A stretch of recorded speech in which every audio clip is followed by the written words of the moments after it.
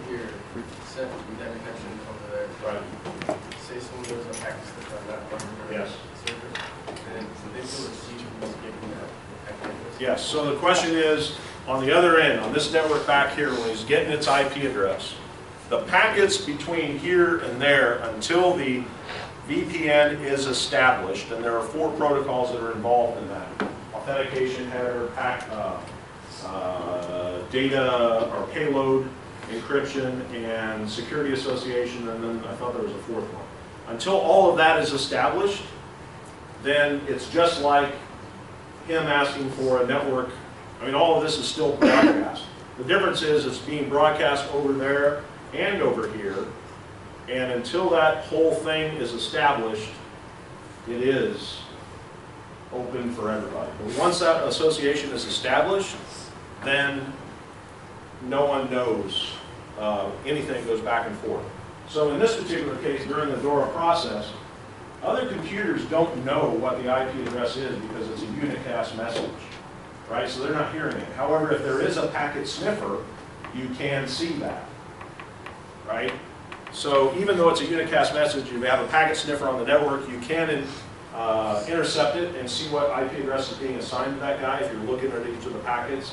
If you're looking at that offering, DHCP offer, you'll see the IP address that it's offering to that computer. But everything past that on a VPN connection is encrypted. You won't see any traffic beyond that. Does that answer your question? Okay. So DORA, you need to know this process. And you need to know the messages DHCP discover, DHCP offer, DHCP request, and DHCP act. And you need to know the ports that are available. What? I asked my question. You what? I thought about it and I answered. Okay, good.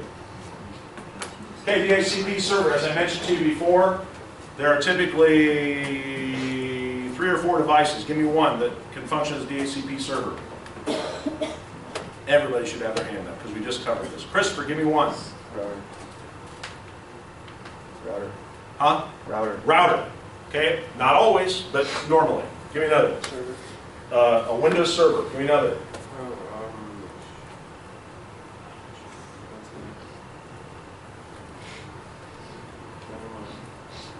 Give me another, Jessica. A switch, a layer 3 switch, right? A layer 2 switch is only MAC addresses. Doesn't have anything to do with IP addresses. It doesn't see IP addresses, doesn't know IP addresses, doesn't keep track of them. But a layer 3 switch can function, doesn't have to. Just like a Windows server can function as a DHCP server. It doesn't have to. A Linux server, server in general is probably the right answer. A Linux server, a Unix server of a different type of Unix, a Macintosh server could all function as a DHCP server. The Mac server won't do it very well, but it can still function as a DHCP server. Okay, as part of the configuration of a DHCP server, you have to add a scope. Now what you see here is on a Windows server. It looks the same whether it's Windows Server 2008 R2 or whether it's Windows Server 2012. This window looks the same. All you're doing is you're saying, okay, I'm a DHCP server, I've got IP addresses I want to hand out. In all of those exercises that we went through with those pictures of networks and all that, I said, okay, you're the network administrator, you assign IP addresses, here's where you would do it. You're going to build your network, here's the first place you're going to do it, right? You're going to set the range of IP address, starting IP address, and in this case, I know most of you can't see it, 192.168.1.150, ending IP address 1.194. Okay, so there's your range of IP addresses, and it's going to be unique for every device it assigns to. Subnet mask.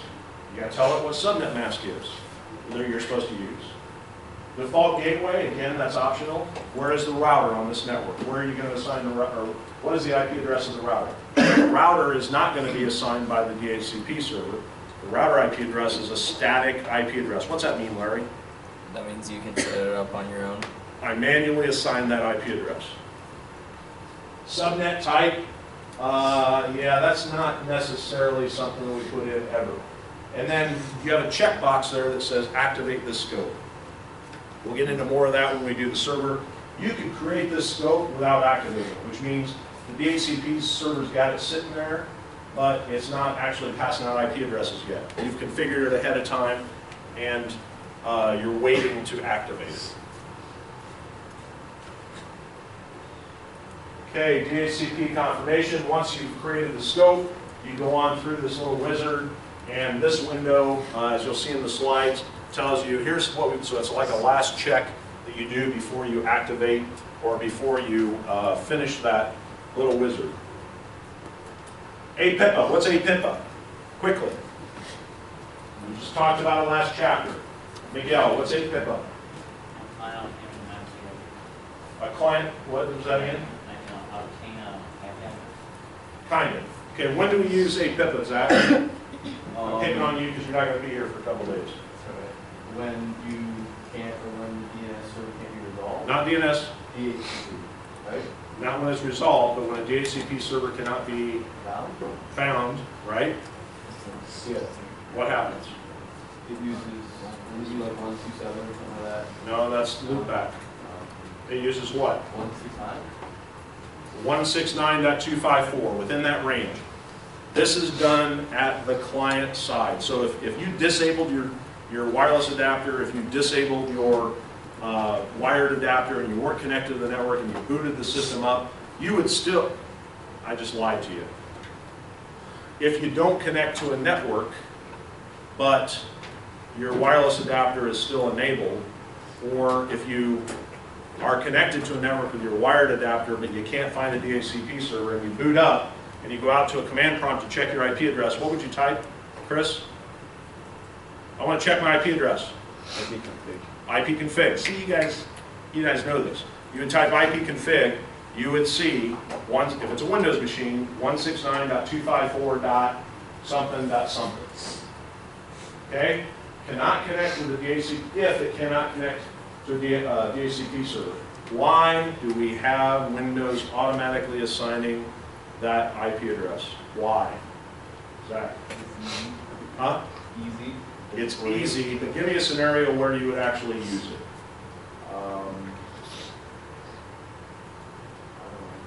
Give me a scenario where you would actually use it. So if you had it like automatically assigned, you know it's going to actually work with the internet. Like if you, Not with the internet. It'll never work with the internet. If you auto assign an IP. If it's APIPA, it'll never work with it. Those packets are not routable. How about that?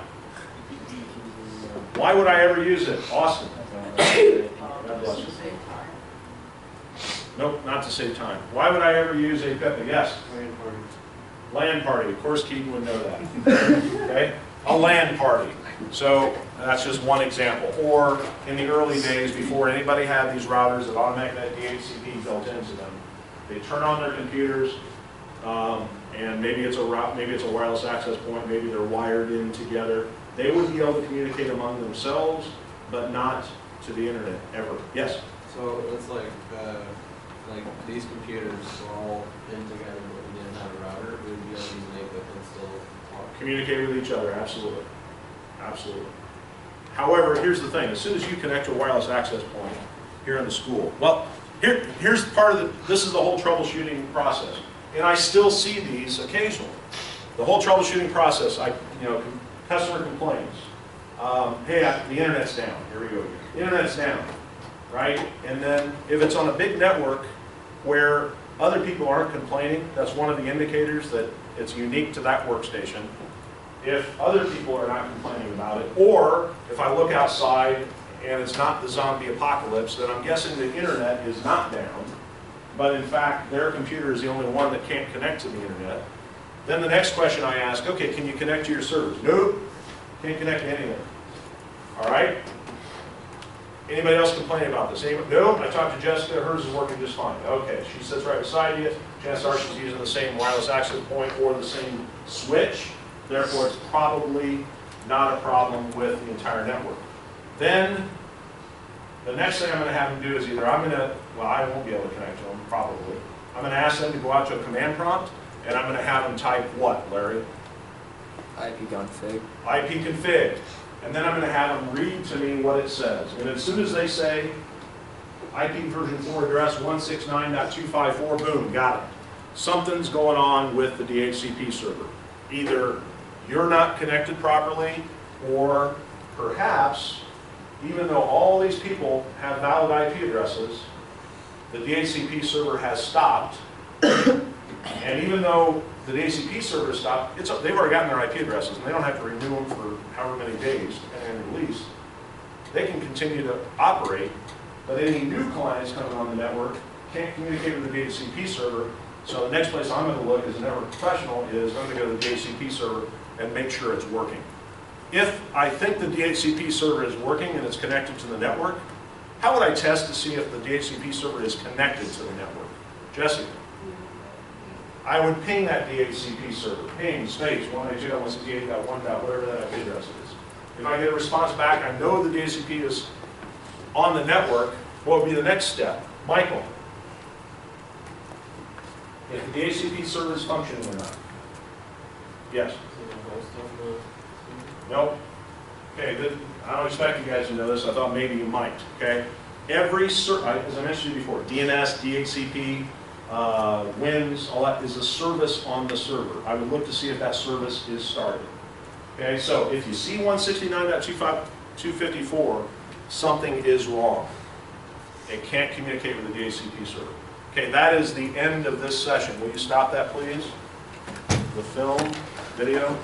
Remember, we have a test 1 week from today.